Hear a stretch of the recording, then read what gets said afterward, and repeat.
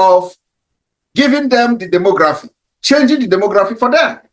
This is 21st century, where the people are wise and we know our boundaries. We know our land. You don't tell us where our land is and come from Yoruba land to tell us where your boundary ends, or come from the Fulani Caliphate to tell us where your boundary end, our boundary end. No, that was then. During the time of Usman Danfodio and during the time of Babangida, where you use your military degree to do whatever you want. This time around, it is not going to work like that. We know our boundary. Our boundary has been defined by the Biafra government. Our state and institutions has also been put in place by the Biafra government. So our declaration is going to state very clearly the grievances we have against Nigeria, why Biafra has come to become a remedy. Now, I use instances always, making references to the United States. Just as in the 1776 of the U.S. Declaration, when they become a new state, then they presented this particular new state of the United States as the only remedy, the listed grievances for them to declare the independence of the United States. Biafra will be presented to the world as the only remedy to the insecurity that Nigeria has created in quest to bring the Islamization of Nigeria and, of course, that turn Nigeria into Islamic State. We are going to present Biafra government as a remedy to the United States, to the West, and to every other world power that cares to know. Part of the grievances will be the killings by the terrorists and the high-level corruption and political crisis that Nigeria has found itself today without any solution. Since the last election, which the European Union condemned, which the United Nations condemned, which the America condemned, and faulted everything that has to do with the result of the last election. Yet, they are recognizing the criminal who called himself Tinubu as the president. Because Nigerians are stupid.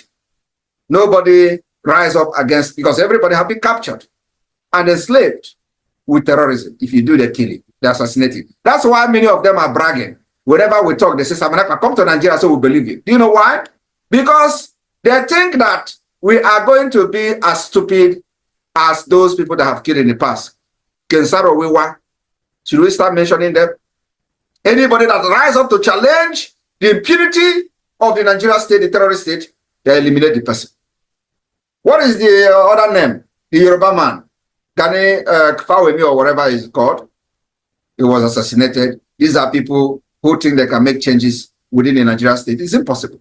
Even this criminal called Tinubu, he ran away. He would have been killed by the military administration then, because he thought that he can have any political movement, to change whatever he want to change then, before he came back to become the governor. He ran away to exile, probably France, because I know he has a very good relationship with people in France. Now, just like the United States, we are going to present Biafra after 2nd of December as the only remedy to the political crisis in Nigeria today. We will present Biafra as the only remedy to the upsurge of terrorists in the Sahel. I am telling you, nobody will see what we are doing today as a government in exile and don't give us that particular opportunity. We have proven beyond reasonable doubt that as Nigeria as a failed state, the only remedy that will save the life of people and also save the interests of the West, because no matter how you want to say it, we still have to protect the interests of the West, which goes a very long way in making sure that our society still remain in a sane, we still remain in a sane society, both in conflict-wise, insecurity-wise, national security, and what have you. So Nigeria no longer function as a law-governed state, capable of resolving its current political and economic crisis. My people of Biafra, our declaration in December is providing a remedy, providing alternative to the Biafra people and to the world, and to those who have business interests in the area, in Sahel region, and in Nigeria as a whole, because this is going to affect them positively. So Nigeria have found itself in a situation where they have become incapacitated. They are not capable of resolving every crisis that they are facing today. So the state is already a failed state. So what are we going to do in December 2nd? Our declaration will offer solution. And like I said, remedy, remedy, remedy to the economic crisis, to the insecurity, to the upsurge of terrorism, and what have you.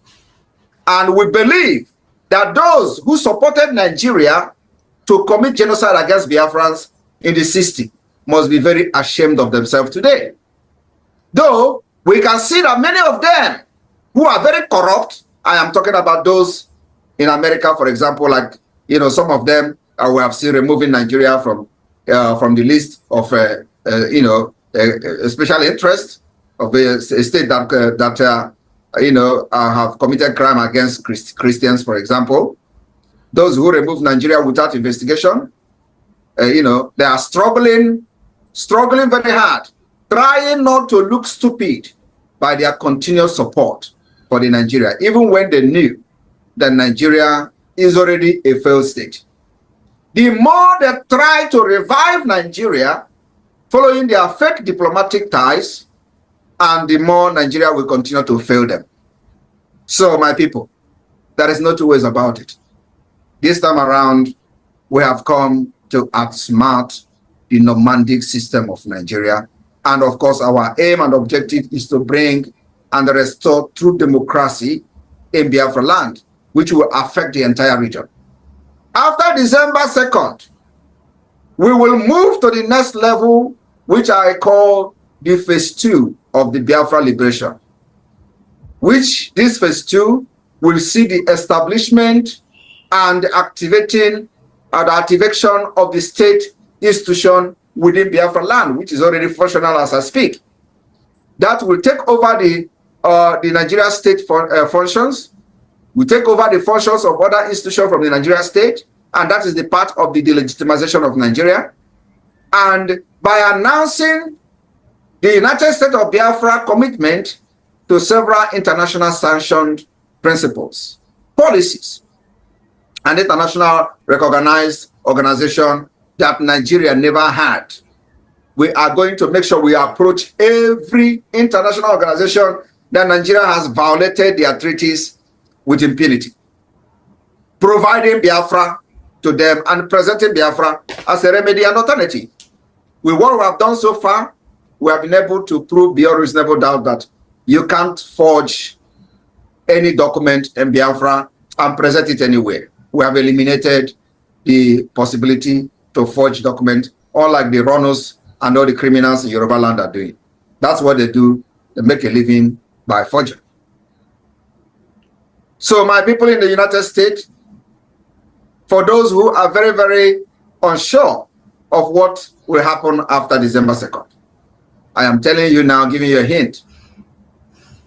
Our declaration of independence or declaration of the restoration of independence of Biafra will be expected to legitimize the Biafra government in the eye of other non-terrorist states. This is going to take a very long time, and it requires many diplomatic approach, political approach, and of course, it also requires commitment from the Biafra government, which I believe we are not shaking from that end. In turn, we will be expected to recognize Biafra, and we don't care how long this will take.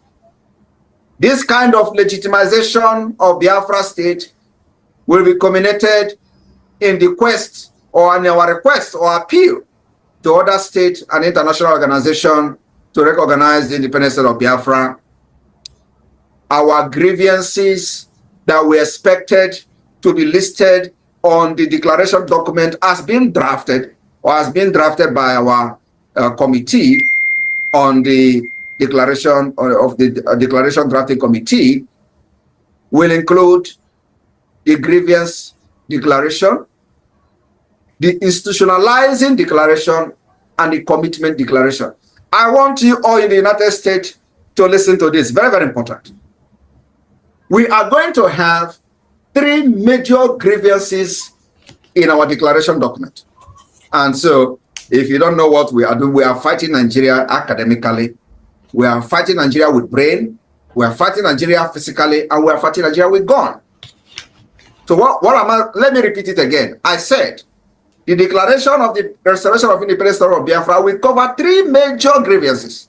One is grievances declaration, institutionalizing declaration, and the commitment declaration.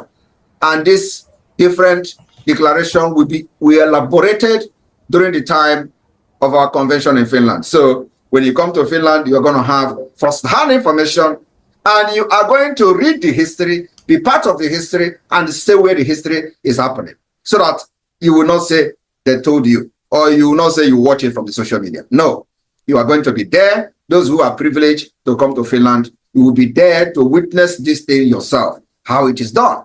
So, and then after that, you know, when I made a video the other day to explain to Biafrans who will be expecting that immediately after the declaration, the police will disappear from Biafra. No, the military will disappear. Of course, most of them use it to do propaganda, which doesn't move us. Because the thing is that they don't know what we are doing. They don't have the information, and they will never have the information. And even if they do, they will never support Biafra. And we don't expect everybody to support Biafra. Like I've said previously, even this Finland, when they voted 88 over 100, you know how many that voted for Finland Declaration of Independence. So what I'm trying to say is that the United States, those Biafrans in the United States, all of you must understand that the declaration of the restoration of independence of Biafra in December is going to come with a heavy Edoakanon to the enemies, both the outside and within. Yes. And so we are going to be taking a little bit step forward to the Edoakanon that is happening presently. It is a must. So those who think that Simon Ekpa is laughing at them or laughing with them, my brother, don't look at this laugh and this face. I have always warned, if you follow this face, you'll be deceived. I am not here with a clean eye, fighting for Biafra, fighting against Nigeria Islamic State, fighting against the terrorist state of Nigeria, Ejira Anyoma, and Osa Nigeria.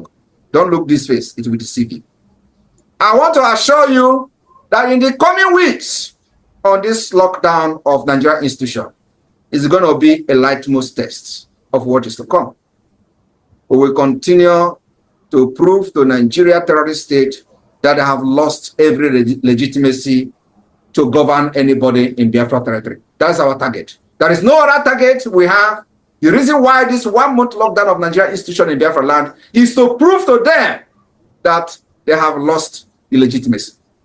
And if they try to bring those terrorists to kill our people and put it on Biafra people who are ready to take it upon them or take it with them, we are not going to move any inch backward, in the sense that when they try to kill people, they say, oh, Simon Ekpa put the lockdown, they are locking. That is what. If you make yourself a willing to, you have yourself to blame, and your family will ever regret allowing you to be used as a propaganda machine by the Nigeria state. Nothing is going to come out of it, I promise you.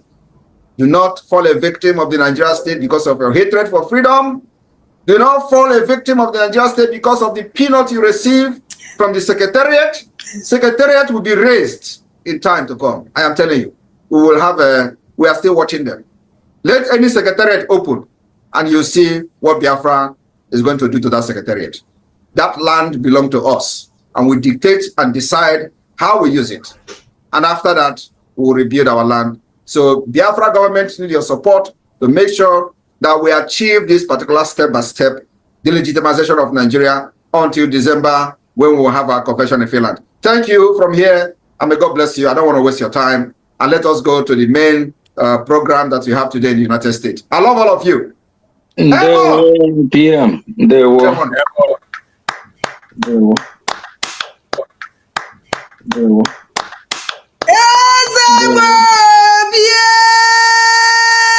Ndewo na ndegede. Unafuga neza bie bataluga.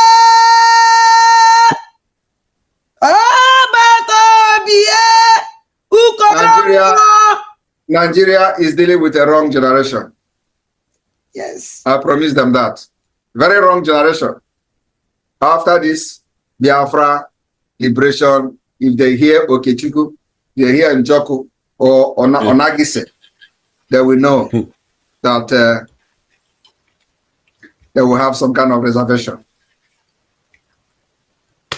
Media team and the United States of America, the Biafra. All right, wonderful people, welcome back to this wonderful channel where we bring you back-to-back update and information as it is. In case you have not joined our social media handle, what are you waiting for? Kindly go ahead and subscribe, like, comment, share, and also remember to all your notification buttons so that whenever our news drop, it will be the best first. We will collect them. Happy New Year, my wonderful people. Welcome back to the newest year of 2025. Very soon it is going to be more like this Happy New Year we are hearing now. We might not be hearing it again in less than 10 days. And remember that New Year, the month of January is usually like 4 months or something like 3 months. So I hope you have gathered yourself, you and yours and your family. All right, welcome back. On information dropping on my table is that a Catholic priest have shot down 3 boys on the 31st night of 2024 because of fireworks. The reason why he did this is what we are here to know. Let's go down to that information. A Catholic Reverend Father alleged shot and killed a boy during New Year Mass in Amimo, Imo State on January 1st, 2025. Eyewitnesses claim the boy was setting off fireworks in the church when the priest opened fire. Authorities are investigating the incident as the community demands answers. A tragic incident occurred during the New Year Mass at St. Columbus Catholic Church in Amimo, Ikeduru local government area, Imo State, when a priest allegedly shot 3 boys dead. Eyewitnesses report that the young man had been setting off fireworks within the church premises, disrupting the service. The priest, who identified remains undisclosed, reportedly picked up a firearm and shot all 3 boys, leaving the community in shock and mourning. The boys, who were part of the congregation, reportedly ignited the fireworks during the service, causing alarm and panic among those present in church. Security personnel and the priests are said to have reacted swiftly to restore order, with the tragic result of 3 lives lost. As of now, there has been no official statement from the diocese or local authorities. However, investigations are ongoing and the priests are expected to review more details about the circumstances of the shooting. The incident has sparked outrage and call for justice, with the community demanding transparency regarding the motive behind the priest's action. All right, this is happening live in Imo State. Some of you who are listening to us from the diaspora all over the world, you might be wondering where Imo State is located. Imo State is located in the southeastern part of Nigeria. And where this thing happened is in one of the local government in Imo State called Ikeduru local government. And the name of the church is St. Columbus. And where this thing happened is where they call Amimo in Ikeduru local government area of Imo State, southeastern part of Nigeria. All right, this is happening. Well, recently, if you want to talk about the main place, you would say that is the city of the Biafran people. That's where the place is located. I'm all mentioning these places so that you'll be able to know where the particular place is located. But another thing is that I wonder what a priest is doing with a firearm in a church service. That is ridiculous.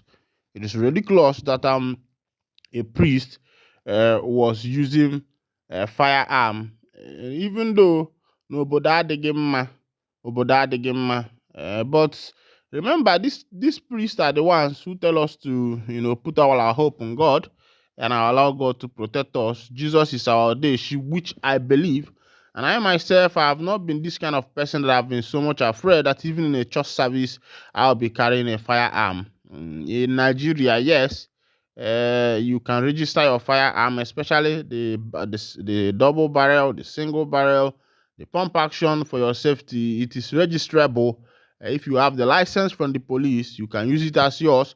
But what a priest is doing with it is what I don't know. And of course, everybody know that 31st, it is more like a tradition in nook and crannies of most of the developed countries where people use firearm to celebrate the new year, to welcome the new year. And the priest, even if he did not grow up in Nigeria or wherever he grew up, should know that it is a tradition. It has become a tradition. And those who sell these fireworks, they have more businesses like during this festive period. On other information, kidnappers demand additional 60 million for release of couple after their family sold house, car, and other belongings to raise 10 million ransom. You don't share. This issue of kidnapping, it's becoming, very alarming in our nation because that has become the order of the day. And even this Christmas, last December 2024, I did not see a lot of nattered people, a lot of people who live abroad. They did not come back either because of fear or one or two things, because they thought that maybe something would happen to them, and something would happen, because if you think that something will not happen, definitely it happens. It usually happens because the country where we find ourselves, the government has failed us woefully.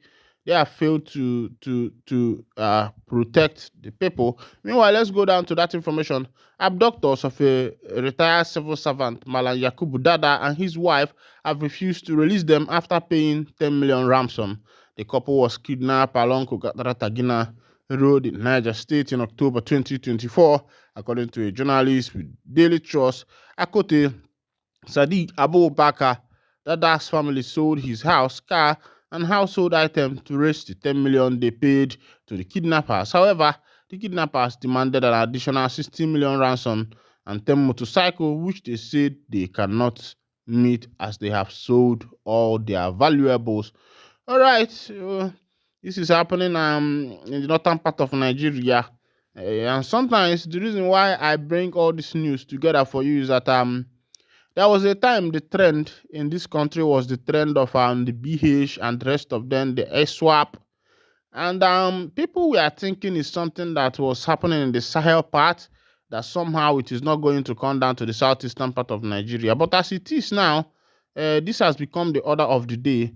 The issue of kidnap and the rest of them has become the order of the day, even in this southeast. And the government are the cause of all these things, because had it been that the government provide work, provide social amenities, provide work opportunities for the youths who are graduating out of the university, in those days, in the 60s, early 60s, early 70s, if you graduate from school, giving you a work is not a problem. You already know that you have work as far as your result is good. But these days, the chances of getting work is very slim. And even if you get, it is if you know someone that knows someone, or someone that knows someone, or someone that knows someone. Back to the information, we are yet to find out why this Catholic priest came into the church with a firearm. He shot boys who were preparing to carry out fireworks. Of course, firework is simply known as knockout in this our side. In case of you who don't know what fireworks it is knockout. Those knockout ala agba na 31st, or maybe during those festive period, or ihe ụmụazị na-agba. A priest in St. Columbus Anglican Church in Amimo, Ikeduru local government area of Imo State, a priest there because of this firework, shot some boys dead. And investigation is still ongoing to be able to find out, what actually transpired. This priest, anger for this young boy. As it is, I see a man don't buy a mother 4 young sisters in hotel room with the help of his father to save their honor. O say Taylor. A man by the father, by the mother, by the 4 young sisters with the help of his own father to save their honor. I don't know this kind of saving honor, but a lot is happening in the world of today. And my prayer is that you and yours will see the end of this year 2025 that we have entered, and also all of us go celebrate on the 31st of December. This is where I'll be winding down the curtain.